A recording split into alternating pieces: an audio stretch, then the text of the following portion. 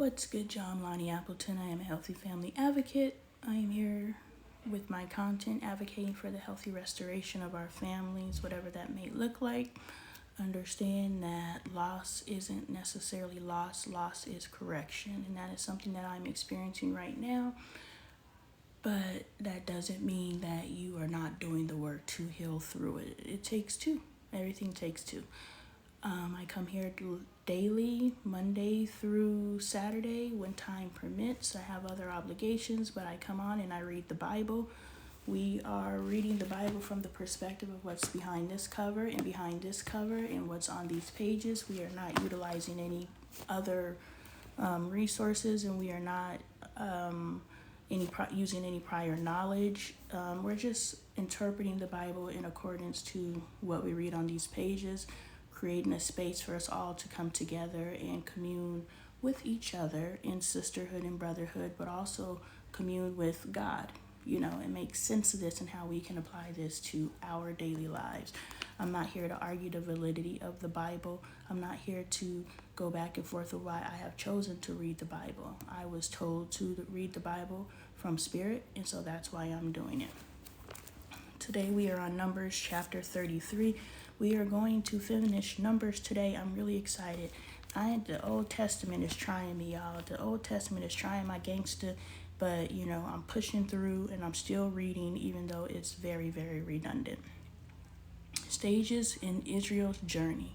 Here are the stages of the journey of the Israelites when they came out of Egypt by divisions under the leadership of Moses and Aaron. At the Lord's command, Moses recorded the stages in their journey. This is their journey by stages. The Israelites set out from Ramesses on the 15th day of the first month, the day after the Passover. They marched out defiantly in full view of all the Egyptians, who were burying their firstborn, whom the Lord had struck down among them, for the Lord had brought judgment on their gods. The Israelites left Ramesses and camped at Succoth. They left Succoth and camped at Etham on the edge of the desert. They left Etham, turned back to Pi Hahiroth to the east of Baal Zephon, and camped near Migdal.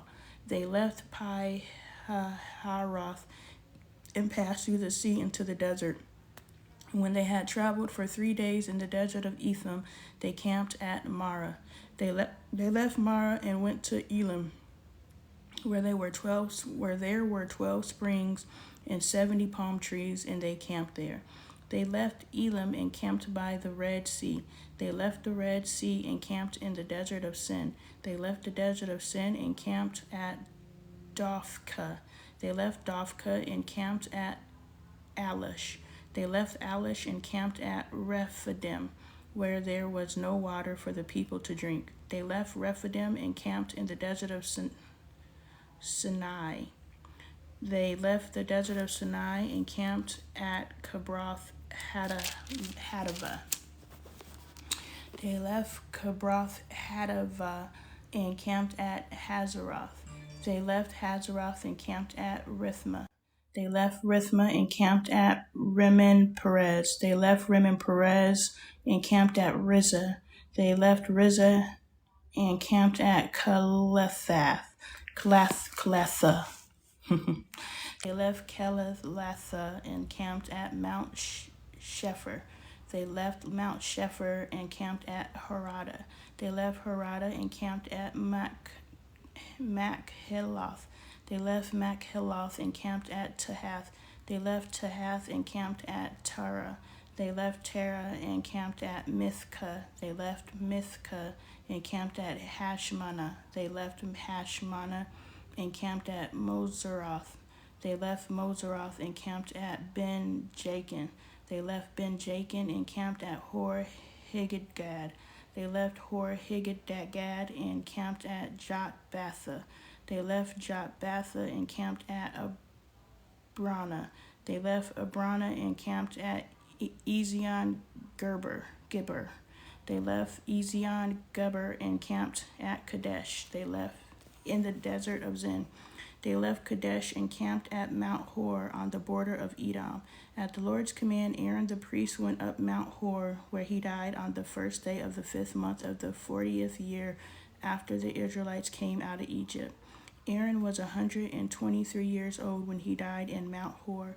The Canaanite king of Arad, who lived in the Negev of Canaan, heard that the Israelites were coming. They left Mount Hor and camped at Zalmanah. They left Zalmanah and camped at Punon. They left Punon and camped at Oboth.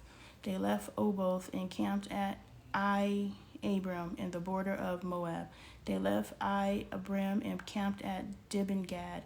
They left Dibon-Gad and camped at Almon Diblathaim. They left Almon Diblathaim and camped on the mountains of Abarim near Nebo. They left the mountains of Abarim and camped on the plains of Moab by the Jordan across from Jericho. There on the plains of Moab they camped along the Jordan from Beth Jeshimoth to Abel Shittim. On the plains of Moab by the Jordan across from Jericho, the Lord said to Moses, "Speak to the Israelites and say to them, when you cross the Jordan into Canaan, drive out all the inhabitants of the land before you. Destroy all their carved images and their cast idols, and demolish all their high places. Take possession of the land and settle in it, for I have given you the land to possess. Distribute the land by lot according to your clans. To a larger group, give a large inheritance, and to a smaller group, a smaller one. Whatever falls to them by lot will be theirs. Distribute it according to your ancestral tribes. But if you do not drive out the inhabitants of the land, those you allow to remain will become barbs in your eyes and thorns in your sides. They will give you trouble in the land where you will live, and then I will do to you what I plan to do to them." That's why a certain group of people come into other people's spaces and feel like they can it's bully culture. It truly is bully culture. To see how a certain group of people just feel like they come in and they just, have dominion over how other people live their lives is really disheartening. But that's what it is. Go into that land and take over, and then I can understand where it says, but if you do not drive out the inhabitants of the land, you allow to remain will become barbs in your eyes and thorns in your side. If you don't rid something, this isn't people. This isn't anything about religion. This is about if you are in the midst of healing, if you are doing the work, and you let just a little bit remain, it's almost like alcoholism. I'm not an alcoholic, but I'm just trying to make a parallel to what I'm receiving. It's like you have to cut it cold turkey. You can't, a true alcoholic, not someone who was using alcohol to mask something else. I was speaking to a drug addict the other day, and I was like, you're not addicted to drugs, you're addicted to pain. Your mother was your first pain agent. I'm not saying mothers are. I'm saying for this particular person, your mother was your first pain agent. And when your mother no longer caused you pain, you started seeking other ways to continue to feel normal.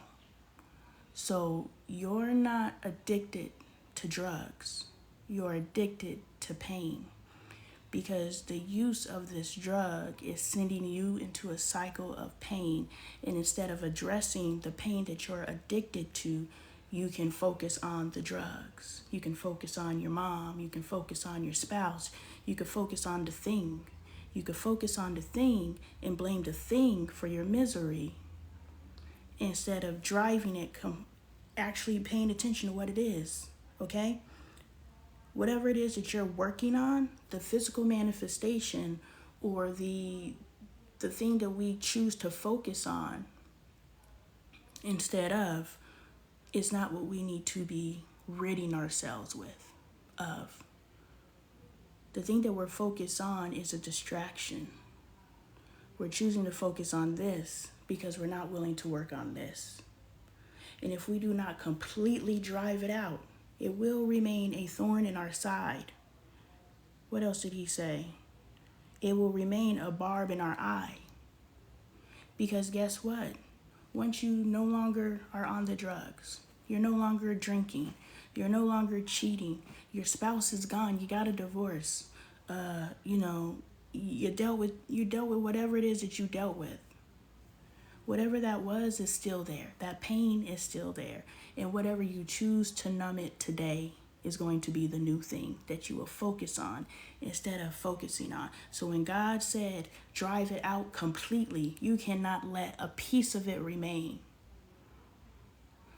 If you are truly out here healing yourself, if you are focusing outside of yourself as your problem area, that is the manifestation of whatever's happening in here. And it is your job to figure out what's happening in here.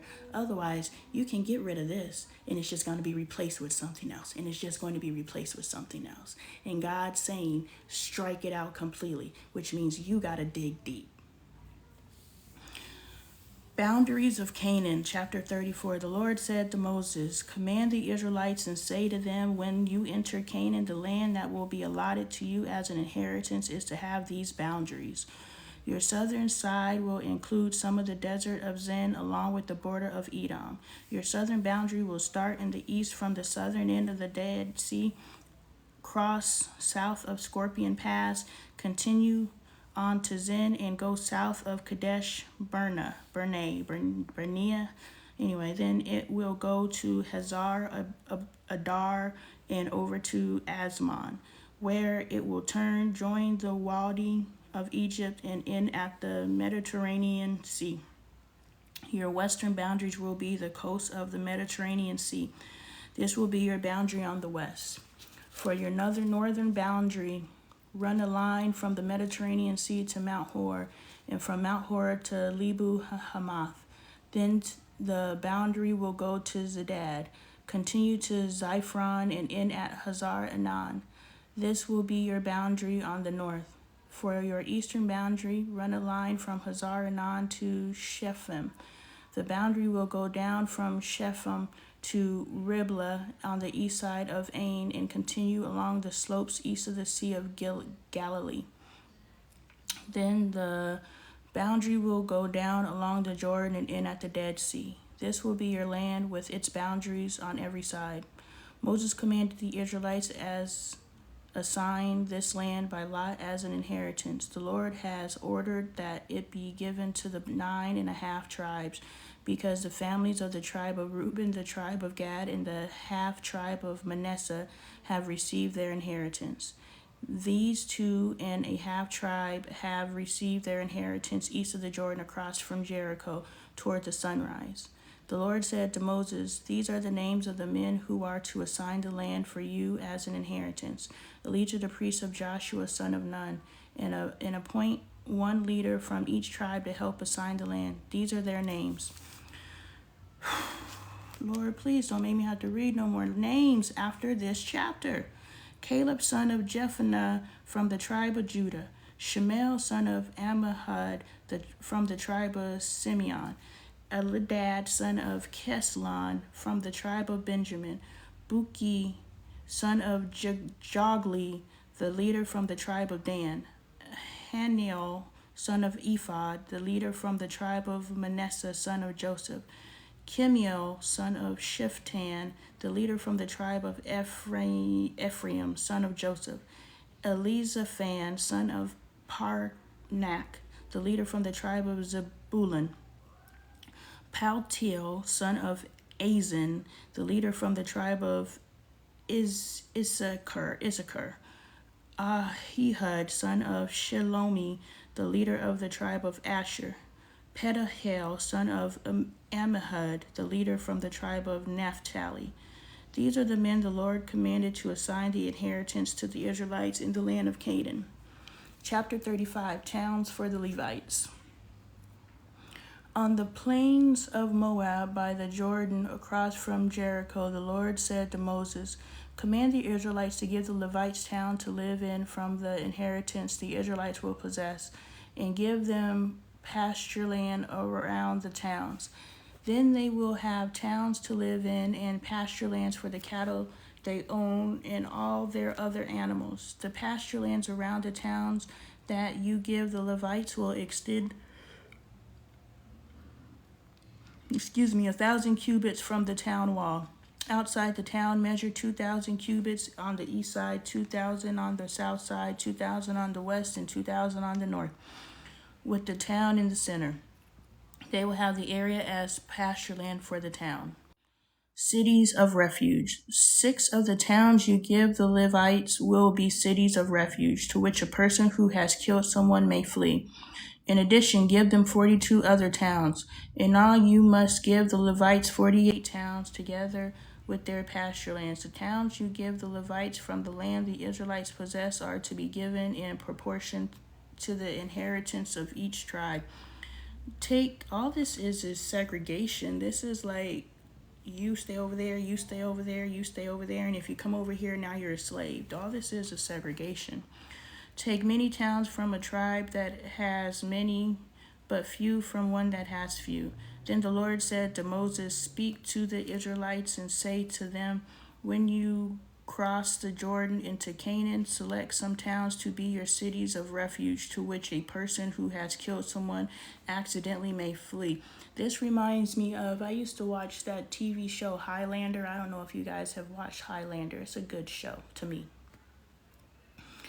And the people came over to America and pretty much was like, pick whatever land you want.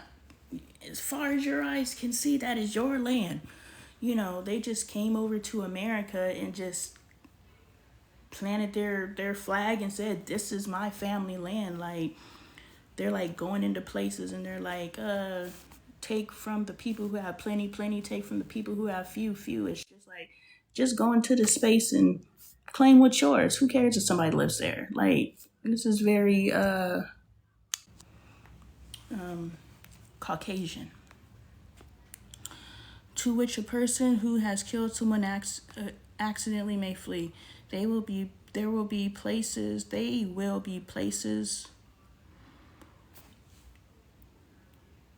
I'm sorry, y'all. Of refuge from the avenger, so that anyone accused of murder may not die before they stand trial before the assembly. These 6 towns you give will be your cities of refuge. Sounds like prisons to me. Give 3 on this side of the Jordan and 3 in Canaan as cities of refuge, as prisons. That's what they are, they're prisons. These 6 towns will be a place of refuge for Israelites and for foreigners residing among them, so that anyone who has killed another accidentally can flee there. If anyone strikes someone a fatal blow with an iron object, that person is a murderer. The murderer is to be put to death. Or if anyone, my eyes are burning, is holding a stone and strikes someone a fatal blow with it, that person is a murderer. The murderer is to be put to death. If anyone is holding a wooden object and strikes someone a fatal blow with it, the person is a murderer. The murderer must be put to death. The avenger of blood shall put the murderer to death. When the avenger comes upon the murderer, oh, my eye is burning. The avenger comes upon the murderer, the avenger shall put the murderer to death. If anyone with malice aforethought shoves another or throws something at them intentionally so that they die, or if out of enmity one person hits another with their fist so that the other dies, the person is to be put to death. That person is a murderer. The avenger of blood shall put the murderer to death when they meet. But if without enmity someone suddenly pushes another or throws something at them unintentionally, or without seeing them drops on them a stone heavy enough to kill them, and they die, then since that other person was not an enemy and no harm was intended, the assembly must judge between the accused and the avenger of blood according to these regulations. The assembly must protect the one accused of murder for the avenger of blood, and send the accused back to the city of refuge to which they fled.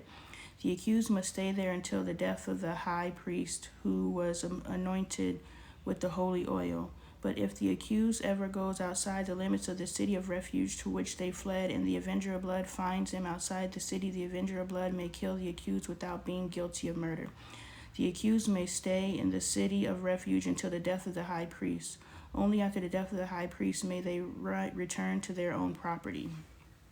This is to have the force of law for you throughout the generations to come, wherever you live. Anyone who kills a person is to be put to death as a murder. Yeah, I'm drinking this tea. It's a detox tea. But it got, I don't know if that's cinnamon. I don't know what it is, but it catches the back of my throat every time I drink it, and I got to try to clear it. I'm just like, all right, herbs.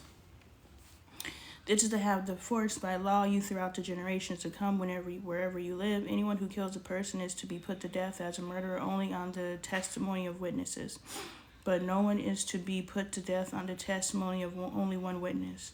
Do not accept a ransom for the life of a murderer who deserves to die. They are to be put to death. Do not accept a ransom for anyone who has fled to a city of refuge, and so allow them to go back and live on their own land before the death of the high priest. Do not pollute the land where you are. Bloodshed pollutes the land, and atonement cannot be made for the land on which blood has been shed, except by the blood of the one who shed it. Do not defile the land where you live and where I dwell, for I, the Lord, dwell among the Israelites. Inheritance of Zelophehad's daughters, chapter 36.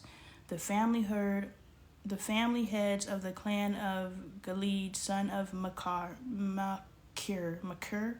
and son of Manasseh, who were from the clans of descendants of Joseph, came and spoke before Moses and the leaders, the heads of the Israelite families. They said, when the Lord commanded my Lord to give the land as an inheritance to the Israelites by lot, he ordered you to give the inheritance of our brother Zelophehad to his daughters, now suppose they marry men from other Israelite tribes, then their inheritance will be taken from our ancestral inheritance and added to that of the tribe they married into. And so part of the inheritance allotted to us will be taken away. When the year of Jubilee of the Israelites come, their inheritance will be added to that of the tribe into which they marry, and their property will be taken from the tribe of the inheritance of our ancestors. Ooh, how are we going to resolve this? Then at the Lord's command, Moses gave this order to the Israelites. What the tribe of the descendants of Joseph is saying is right. This is what the Lord commands. For Zelophehad's daughters, they may marry anyone they please, so long as they marry within their father's tribal clan. No inheritance in Israel is to pass from one tribe to another, for every Israelite shall keep the tribal inheritance of their ancestors. Every daughter who inherits land in any Israelite tribe must marry someone in her father's tribal clan, so that every Israelite will possess the inheritance of their ancestors. No inheritance may pass from one tribe to another, for each Israelite tribe is to keep the land it inherited. So Zelophehad's daughters did as the Lord commanded Moses. Zelophehad's daughters, Mahlah, Tirzah, Hoglah, Milcah, and Noah, married their cousins on their father's side. They married within the clans of the descendants of Manasseh, son of Joseph, and their inheritance remained in their father's tribes and clans. Forced to be in an unhappy marriage for money. These are the commands and regulations the Lord gave through Moses to the Israelites on the plains of Moab by the Jordan across to Jericho. And that, my friend Regina, is the end of Numbers. Pat ourselves on the back. Time for Deuteronomy. Please let it be different. The command to leave Horeb. These are the words Moses spoke to all Israel in the wilderness east of the Jordan, that is, in the Arabah opposite soup between Paran and Tophel, Laban, Hazeroth, and Dizahab. It takes 11 days to go from Harab to Kadesh Barnea by the Mount Suri road. In the 40th year, on the first day of the 11th month, Moses proclaimed to the Israelites all that the Lord had commanded him concerning them. This was after he had defeated Sihon, king of the Amorites, who reigned in Heshbon, and at Ibri had defeated Og, king of Bashan, who reigned in Ashtaroth. East of the Jordan, in the territory of Moab, Moses began to expound this law, saying, "The Lord our God said to us at Horeb, you have stayed long enough at this mountain. Break camp and advance into the hill country of the Amorites. Go to all the neighboring people in the Arabah, in the mountains, in the western foothills, in the Negev, and along the coast, into the land of the Canaanites and the Lebanon, and to Lebanon. I just be trying to make parallels between words I know and the words I'm reading, and then just trying to say them phonetically. As far as the great river, the Euphrates, see, I have given you this land. Go in and take possession of the land the Lord swore he would give to your father, to Abraham, Isaac, and Jacob, and to their descendants after them." The appointment of leaders. At this time I say to you, you are too heavy a burden for me to carry alone. The Lord your God has increased your numbers so that today you are as numerous as the stars in the sky. May the Lord, the God of your ancestors, increase you 1,000 times and bless you as he has promised. Amen. But how can I bear your problems and your burdens and your disputes all by myself? Choose some wise, understanding, and respected men from each of your tribes, and I will set them over you. Only men, though, no women. You answered me, what you propose to do is good. So I took the leading men of your tribes, wise and respected men, and appointed them to have authority over you, as commanders of thousands, of hundreds, of fifties, of tens, and as tribal officials. And I charged your judges at that time. Hear the disputes between your people and judge fairly, whether the case is between two Israelites or between an Israelite and a foreigner residing among you. Do not show partiality in judging. Hear both small and great alike. Do not be afraid of anyone, for judgment belongs to God. Bring me any case too hard for you, and I will hear it. And at the time I told you everything you were to do." Spies sent out. Then as the Lord our God commanded us, we set out from Horeb and went toward the hill country of the Amorites through all that vast and dreadful wilderness that you have seen. And so we reached Kadesh Barnea. Then I said to you, you have reached the hill country of the Amorites, which the Lord our God is giving us. See, the Lord your God has given you the land. Go up and take possession of it as the Lord, the God of your ancestors, told you. Do not be afraid. Do not be discouraged. Then all of you came to me and said, "Let us send men ahead to spy out of the land for us and bring back a report about the route we are to take and the towns we will come to."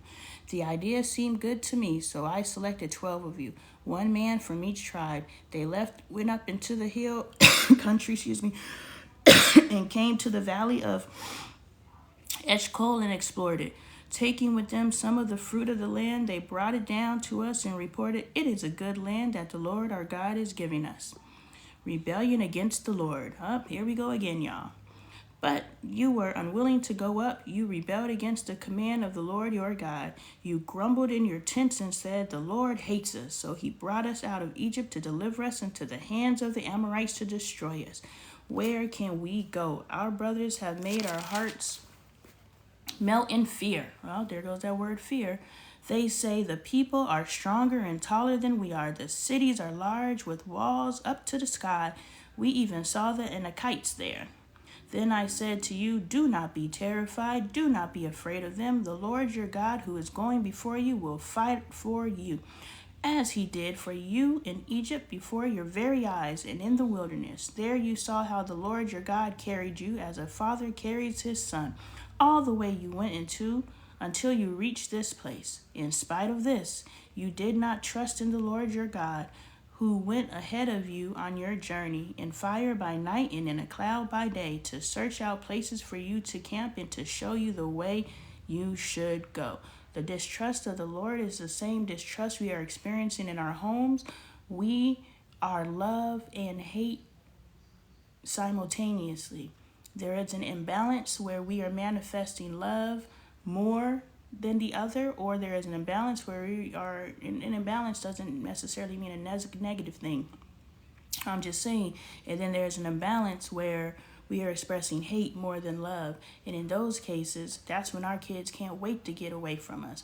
But if we're in the midst, because I had a conversation in the barbershop the other day where the guys were talking about it's imperative that you raise your children, but your sons in fear. They have to fear in order to become a man. And I was just like, I don't think that's right.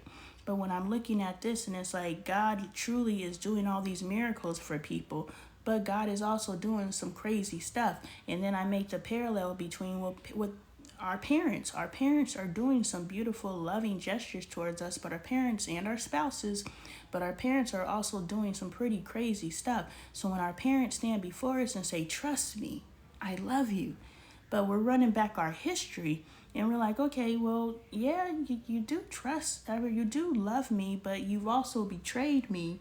And the betrayal is okay because I'm a child. We have to understand the reason why we can't be and stand on business as adults is because it was demonstrated the adults in our lives didn't stand on business. They were loving in one breath, and in the next breath, they're being hateful towards us. And we're just like, okay, I cannot trust you. So these people are looking at God and saying, yeah, God, you have done all these different things, but you also did this other bogus stuff. So give me 50 feet. Just be mindful of that in raising your children. The way that you raise your children, you are raising inflexible spouses. That's going to be my message, because we as progressives are dealing with non-progressive spouses, and literally our lives are falling apart simply because we did not raise our children to be progressive. We instilled fear in our children, instilled indoctrination into our children. And now, since our children are so indoctrinated, they are inflexible. So when they have chosen to couple with people, they don't know how to cooperate because they've never had to cooperate. They've only been told. They've only been mandated to. And now you have adults who, you ain't gonna tell me nothing. Well, I'm not. I'm trying to figure out how to work with you, but you only know how to be told. So just make sure that you're not mandating and indoctrinating your children, but you're actually teaching them how to cooperate, which means you have to cooperate with the child. It plagues me. I don't know where that word came from, but it is a plague. But it just bothers me when I hear people talking about how we were raised, forgetting that the way that we were raised, we were literally abused. I can't speak for your household, but largely I come from a generation of children who were abused. And that's where our perfection came from. We weren't trouble because we didn't want to be abused. And we're like, we wish we could abuse our kids.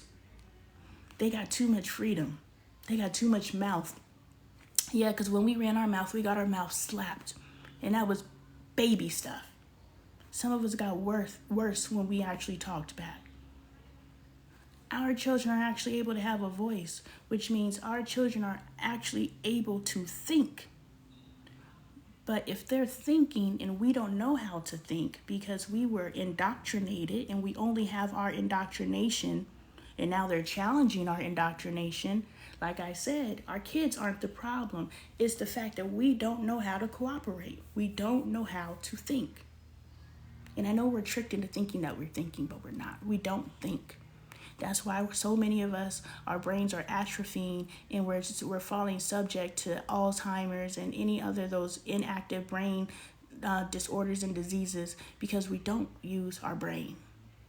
And we actually get mad at people who challenge us to use it. When the Lord heard what he said, he was angry and solemnly swore. See? Inflexibility. Soon as you challenge your mom or your dad or your guardian, they get upset. Soon as you challenge your spouse who was never taught to think, they get upset.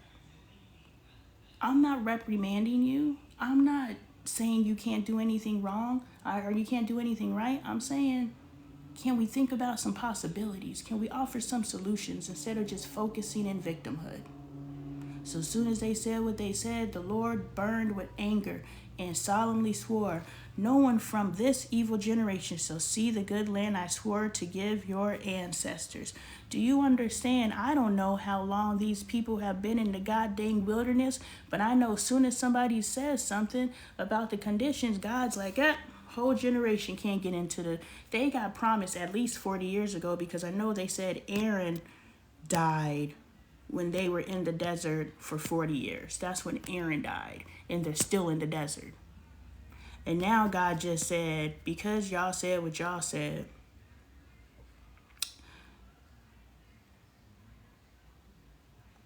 I was trying to see what they said. But anyway, y'all heard what they said. But they said what they said, and God said, this whole generation ain't getting in either. So if a generation is 40 years, I don't know.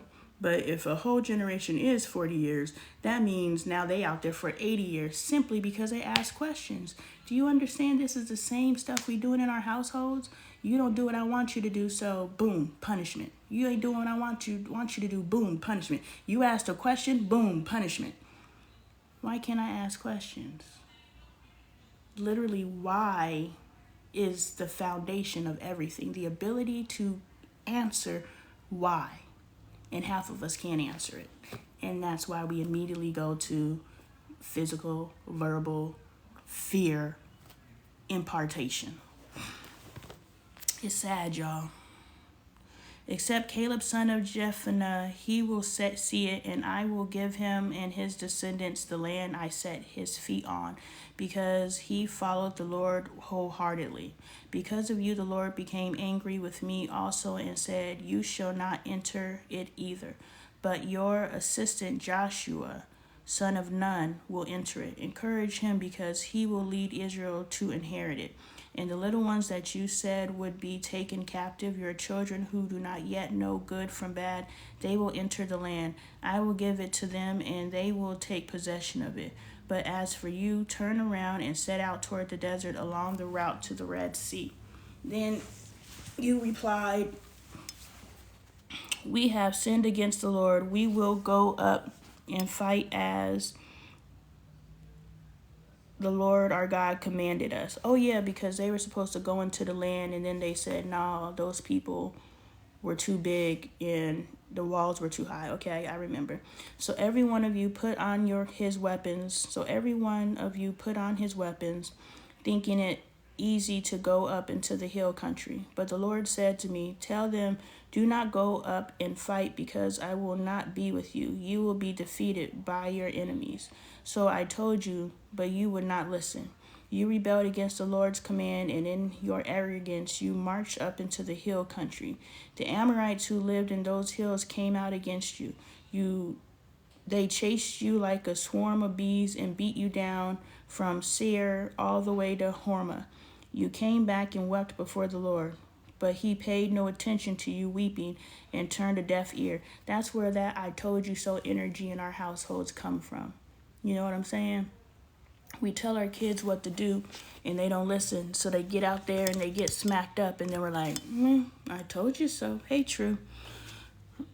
So we got to pay attention to that.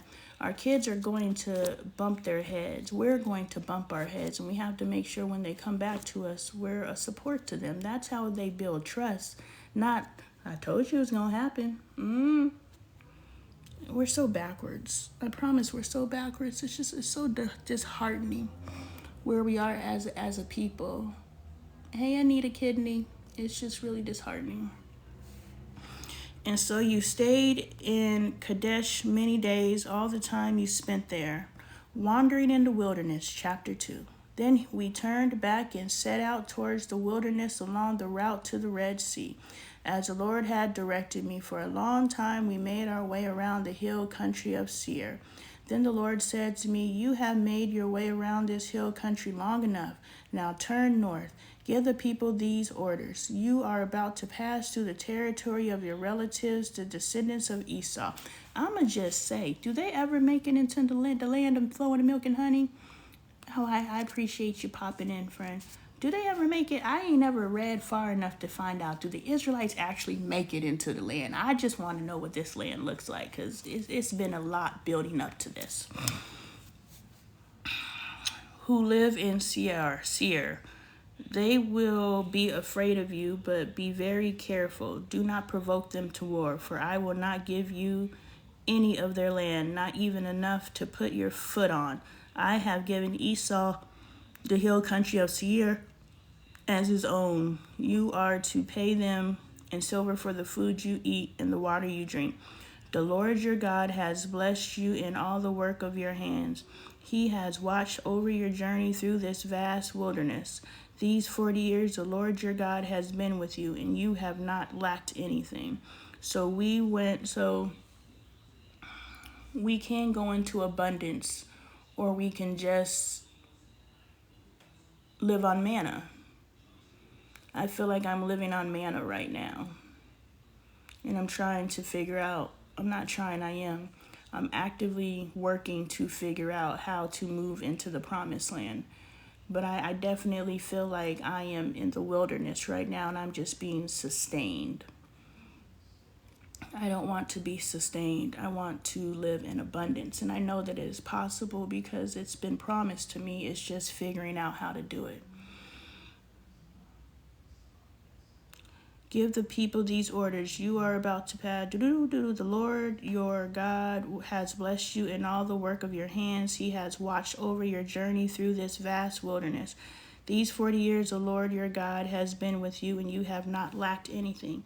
So we went on past our relatives, the descendants of Esau who lived in Seir. We turned from the Arabah road, which comes up from Eleth and Ezion-Geber, and traveled along the desert road of Moab. Then the Lord said to them, "Do not harass the Moabites or provoke them to war, for I will not give you any part of their land. I have given Ar to the descendants of Lot as a possession." The Amorites used to live there, a people strong and numerous, and as tall as the Anakites.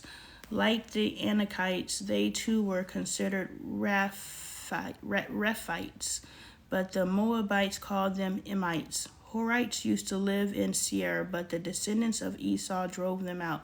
They destroyed the Horites from before them and settled in their place, just as Israel did in the land the Lord gave them as their possession. And the Lord said, "Now get up and cross the Zered Valley." So we crossed the valley.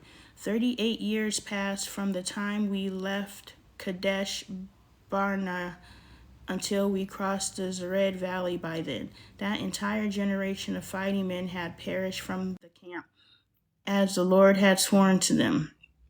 The Lord's hand was against them until he had completely eliminated them from the camp. Now when the last of these fighting men among the people had died, the Lord said to me, "Today you are to pass by the region of Moab at Ar. When you come to the Amorites, do not harass them or provoke them to war, for I will not give you possession of any land belonging to the Amorites. I have given it a possession to the descendants of Lot." That too was considered a land of the Rephites who used to live there, but the Ammonites called them Zumites. They were a people strong and numerous and as tall as the Anakites. Anunnaki.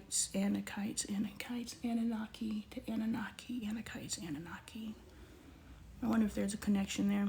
The Lord destroyed them from before the Ammonites, who drove them out and settled on their place. The Lord had done the same for the descendants of Esau, who lived in Seir when he destroyed the Horites from before them. They drove them out and have lived in their place to this day. And as for the Evites who lived in villages as far as Gaza, the Caphtorites coming out from Caphdor destroyed them and settled in their place. The feet of Sihon, king of Heshbon. Set out now and cross the Arnon Gorge. See, I have given into your hand Sihon, the Amorite king of Heshbon, and his country. Begin to take possession of it and engage him in battle. This very day I will begin to put the terror and fear of you on all the nations under heaven. They will hear reports of you and will tremble and be in anguish because of you.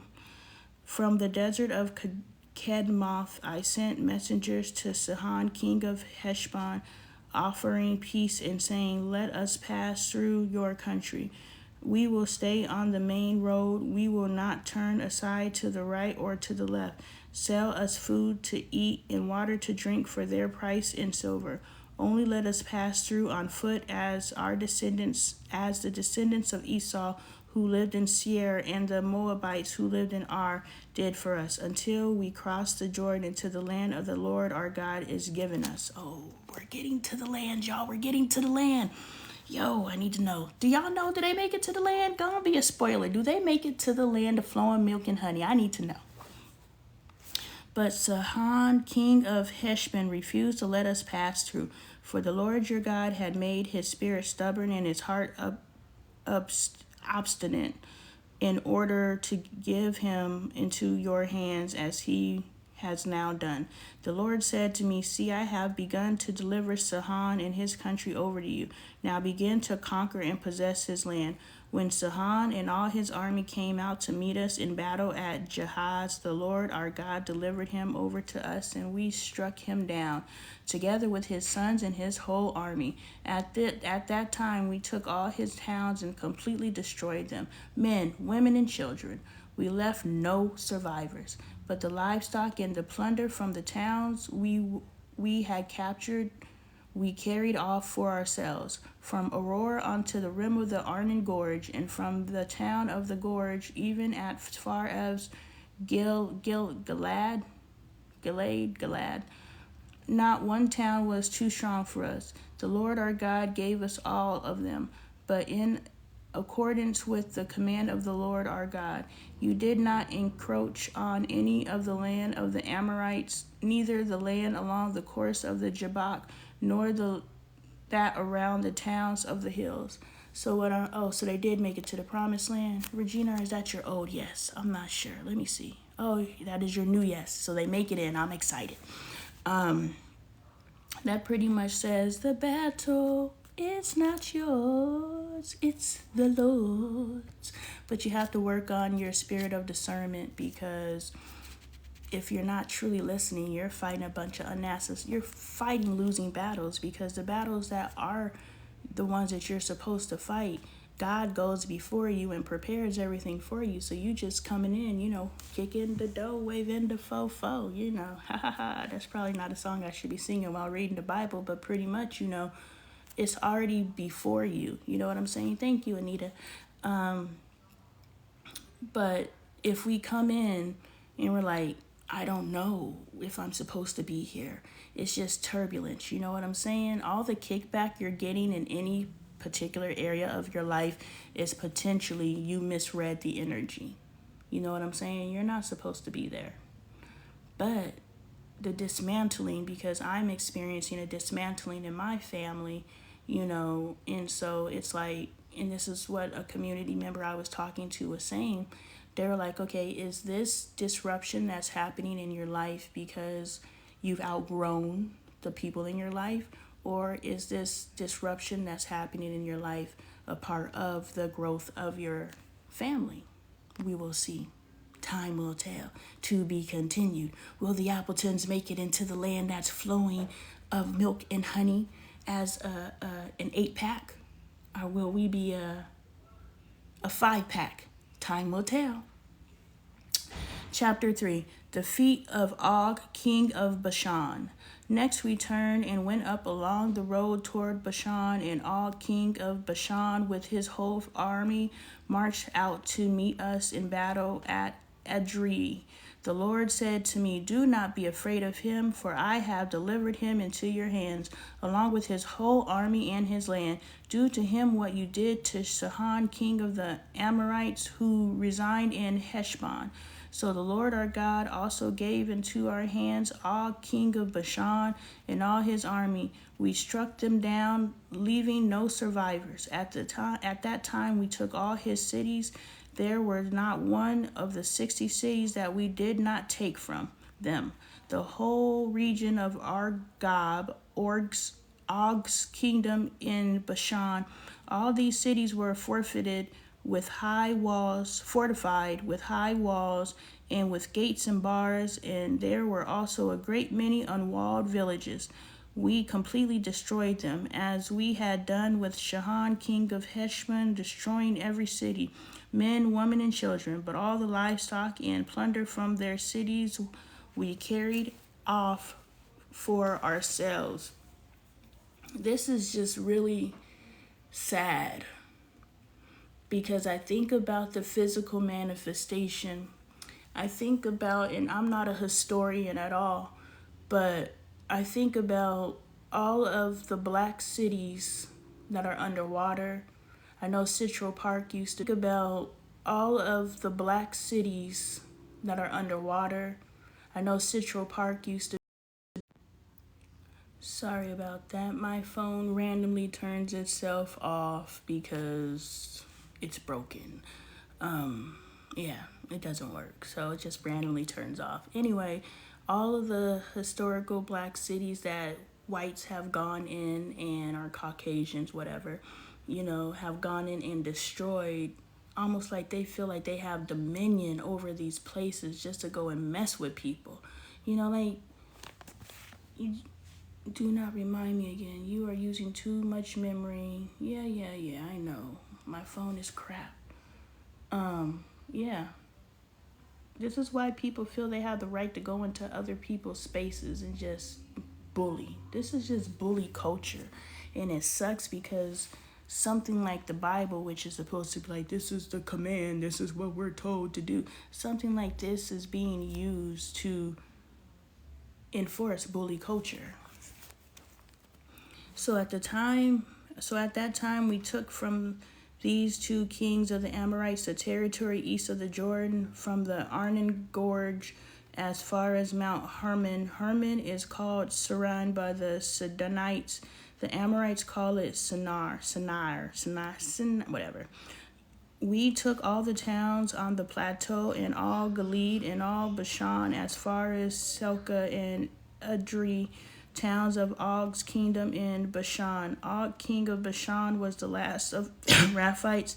His bed was decorated with iron and was more than 9 cubits long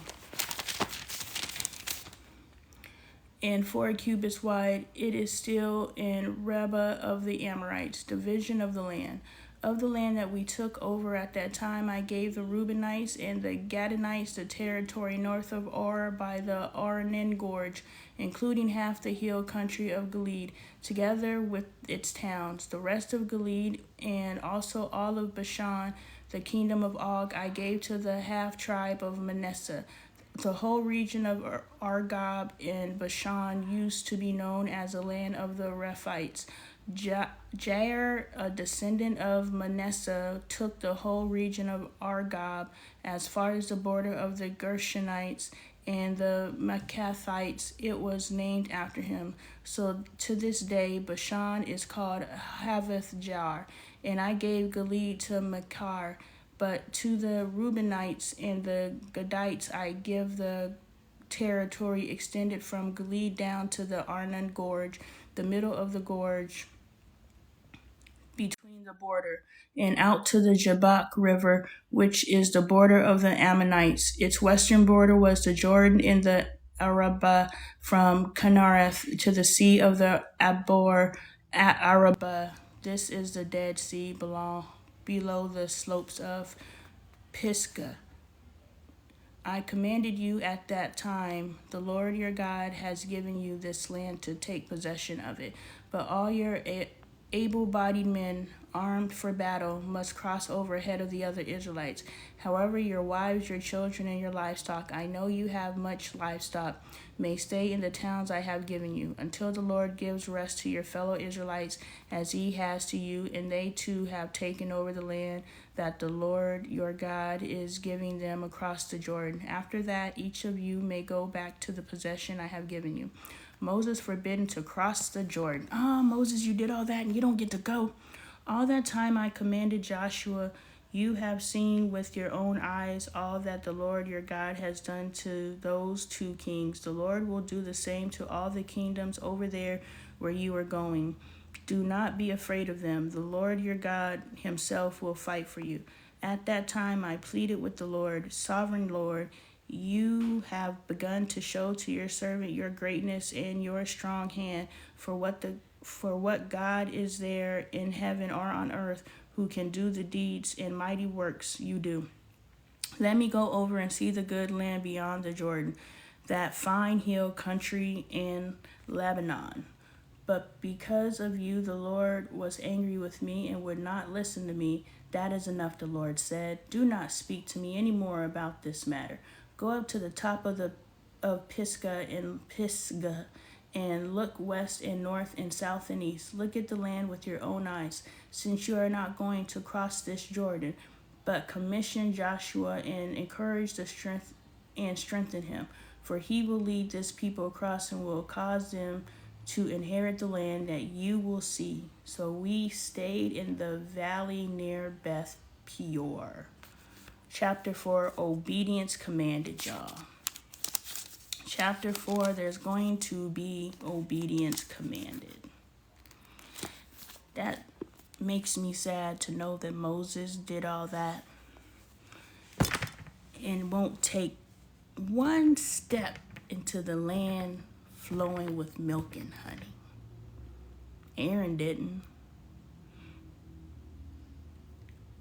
Aaron doesn't get enough mention, you know? It's Moses. But Aaron was right there. Anyway, I'm Lonnie Appleton. I'm a healthy family advocate. If you're not familiar with the content, you can always follow and get familiar with the content. I advocate for the healthy restoration of our families, starting with ourselves. Let's check ourselves. Black women, let's check ourselves. We are the cornerstone. We are the cornerstone that the building refused. But guess what? We are it. So we got to work on ourselves, heal ourselves, move ourselves forward. We're doing the work by reading the Bible, getting to know ourselves, and having those honesty conversations. I'm here Monday through Saturday, 12 p.m. Mountain Standard Time. It is presently 1:03, so an hour and 3 minutes ago. I go live daily as time permits. I'm actually about to go turn my phone into Apple so that they can put a new system on it so that it'll stop just randomly turning off and I can actually access Wi-Fi and Bluetooth because my phone really is broken. So I won't be here and I can't really tell you when I'll be back because depending on if they have the part or not, depending on which number my phone is, will determine whether or not when I get my phone back. But I really wanted to hop on here today because it's been a while and we haven't read, but I'm really excited that we've made it into Deuteronomy and excited to see what's to come. So I will see you guys when I see you guys. Just look for my little chat head at 12 p.m. Mountain Standard Time, and I will be back hopefully this week. So have a wonderful day. Thank you.